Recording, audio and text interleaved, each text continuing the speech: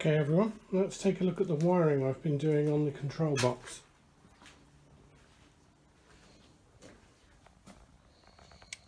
I made the bracket for the fuse box.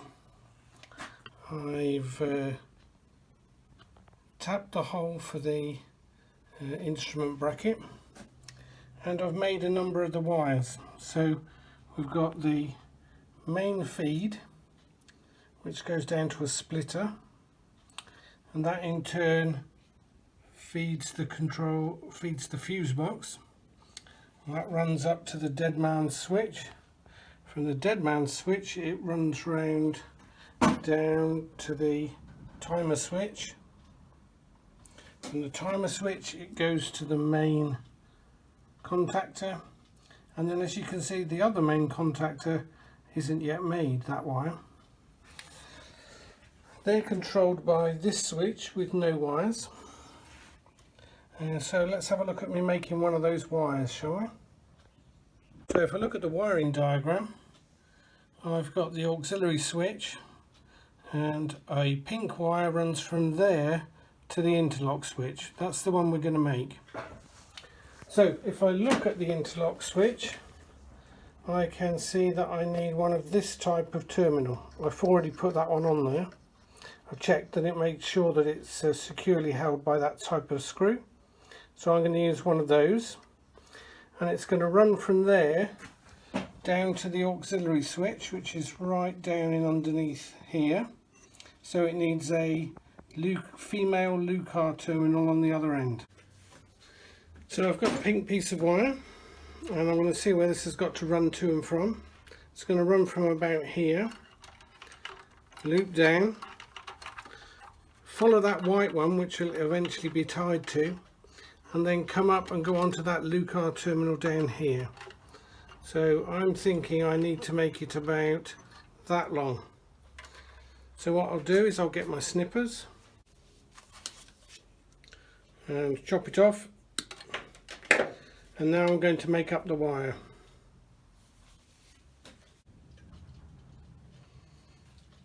Right, so the first thing I'm going to do is trim the ends, or strip back the ends, to expose just the right amount of bare copper wire. So that's one end done, and do the other end.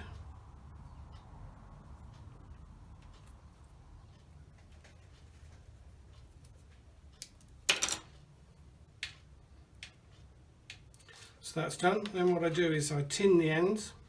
So that's putting solder onto them so it runs nicely to the terminal. So I put the flat blade of the soldering iron on the wire, and I touch the solder on the opposite side of the wire to where the iron is, and that should, when it obviously all gets up to temperature, the solder will run nicely into the cores of the wire.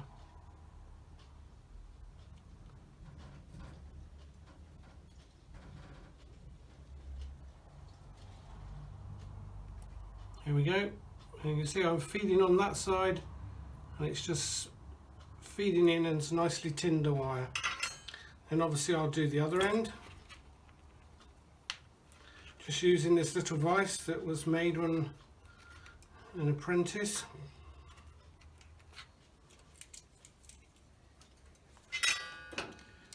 And pop that on there and do the same. Just wait for the whole thing to heat up.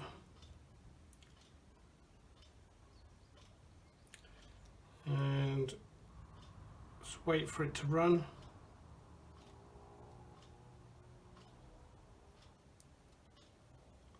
There it goes, just feeding in the solder, and the end's nice and tinned now. I'll try and show you that close up. I don't know whether you can see that, or is it focusing on it okay?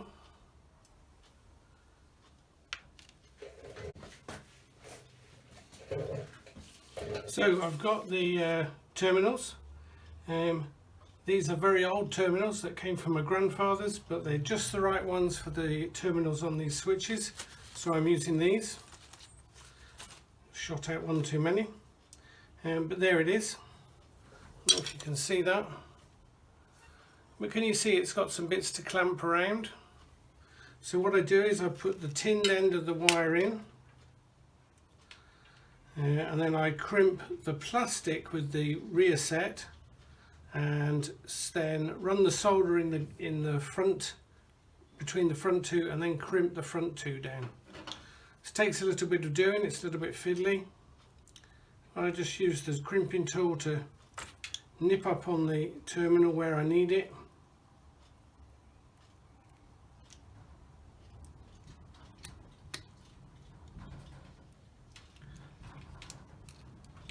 So I'm just clamping down on the, sort of folding it round on itself using the crimper.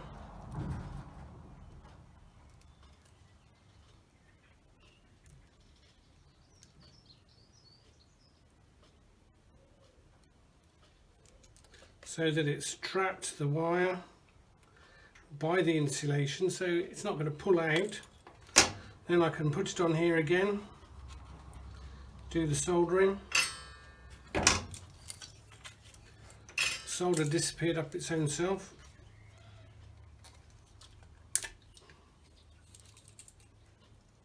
Keeps doing that. I could do with the new reel, I've ordered one. So again, I put the iron on the opposite side of the job. So I heat up the actual terminal, and then I'm going to run the solder on the top side, and you'll see it'll start to smoke when it's just about ready to go. And looks like it's about to go. I don't think you can see it, but I can see that the top surface goes glossy, and then I can just feed in some solder, and there we go, that's got it nicely. To below. What I'll do now is I'll just finish off the crimping, and then we'll put on some heat shrink to protect the joint and insulate it all. So I'm just crimping round with the crimp tool.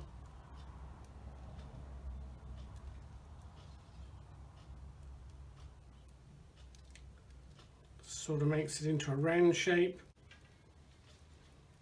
Obviously it's not the correct crimp tool for this type of terminal, but you can do it.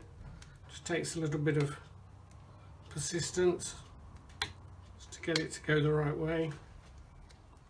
And as per usual, just because I'm on camera now, this one doesn't want to crimp correctly. There we go, I got it to go around nicely.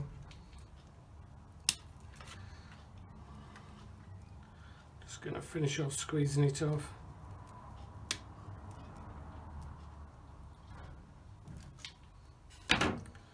I'll try and show you that. There you go, that's all sort of crimped in nicely and soldered. And then what I do is I put some heat shrink tubing on. Get a piece of heat shrink.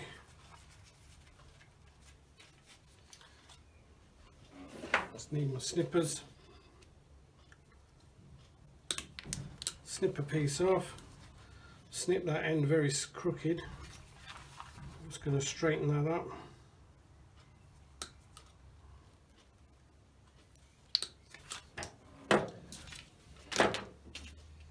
Slide that on, and this heat shrink's big enough to go over the terminal end. Just sort of put it in about the right place. I don't know how much of this you're going to be able to see. What I'm going to do is I just use a blow lamp.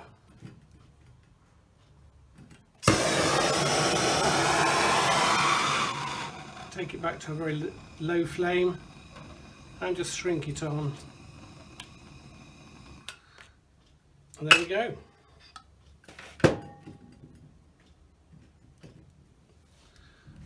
A nicely completed soldered terminal. Now the other end, that wants a female Lucar terminal to go onto the auxiliary switch. Let's see if I can find one of them. So I've got the terminal and its little sort of insulator shield. What I find is though that I like to put on a piece of heat shrink at the back of the insulator sleeve, because this heat shrink is sort of glue impregnated. So what that will do is that will hold that sort of stretchy rubber thing in place, but obviously this time I have to slide those up the cable first,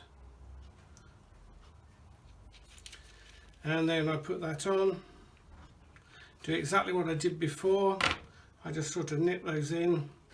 Now this is the right tool for this one exactly, so I should be able to just put that on there. I'm trying to let you see what I'm doing, but it's not always easy. Feed that in, crimp it down, and what I've done is, again, I've crimped onto the insulation. That leaves me ready to solder the actual terminal, and then I'll crimp round into the soldered joint. So again, I'm going to put that onto the underside. Just wait until the heat gets there.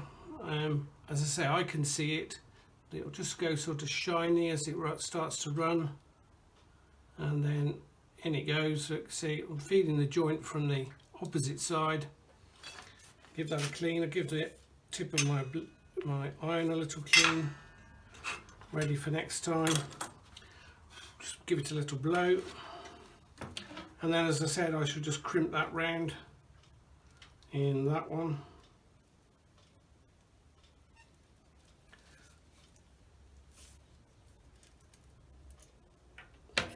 And there we go again. There's a nice soldered terminal.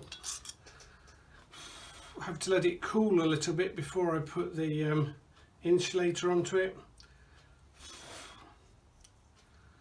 Put on its little clear insulator, slide it right down, and then slide up my heat shrink, and then I'll just do that there, and then the glue impregnated heat shrink will hold that insulator cover in place. So let's just fire up that motor.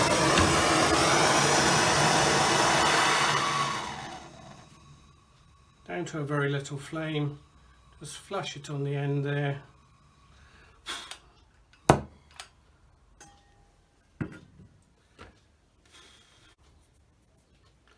And there we go, another terminal.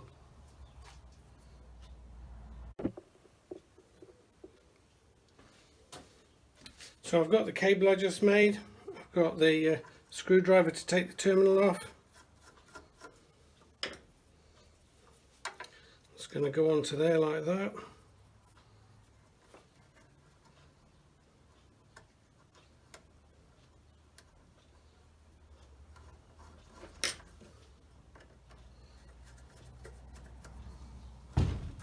And it's going to curve round. I say it will join onto the white wire, come down here, and then it's going to plug onto the, trying to do this without getting my arms in the way, it's going to plug onto the bottom terminal of the auxiliary switch. Not very easy to do it without being in the way of you seeing it. I might just have to do it and then show you afterwards. So I'm putting it on. There we go.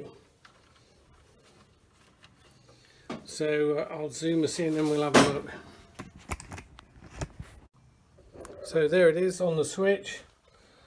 Goes down. As I say, I will join it to the white, attach it to the white cable, and there it is on the bottom of the auxiliary switch.